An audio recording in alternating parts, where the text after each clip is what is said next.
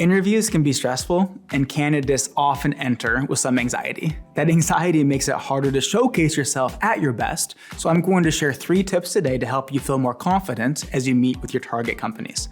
The first is you and your interviewer have the same ideal result, which is hiring you.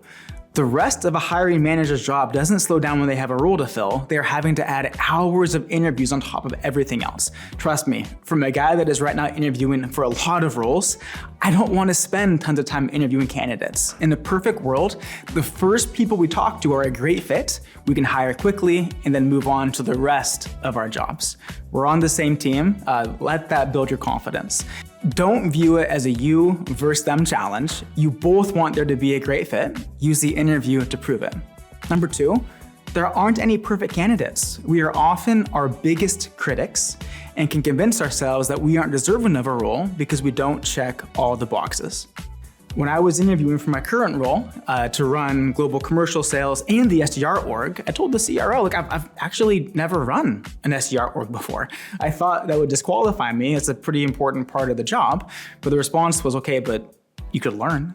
There's a lot of attributes that you have that put you in success, and you can go hire people to help bolster where you have gaps. Be proud of your strengths, be mindful of your gaps, and proactively share how you develop yourself in those areas. No one else being interviewed is perfect, so don't doubt yourself for missing that impossible standard.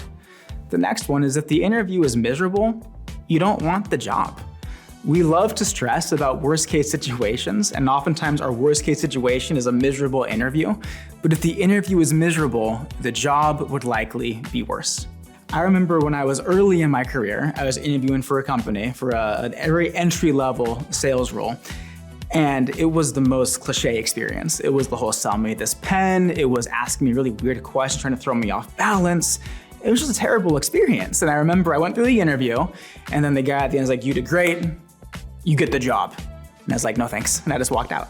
Because if the interview sucks, the job is going to be even worse. So if your worst case scenario is a bad interview, just realize that if the interview goes that badly, you wouldn't have wanted the job anyway. A terrible interview just means you found out immediately you wouldn't have wanted the job anyways.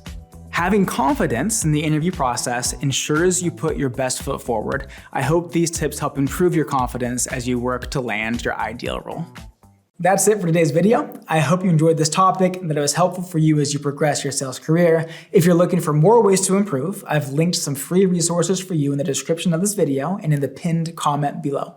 Simply visit that link, input your name, and tell me which email I can send this to you, and I'll get them to you immediately. And if you enjoyed this, please like, subscribe, and comment, and I'll see you in the next video.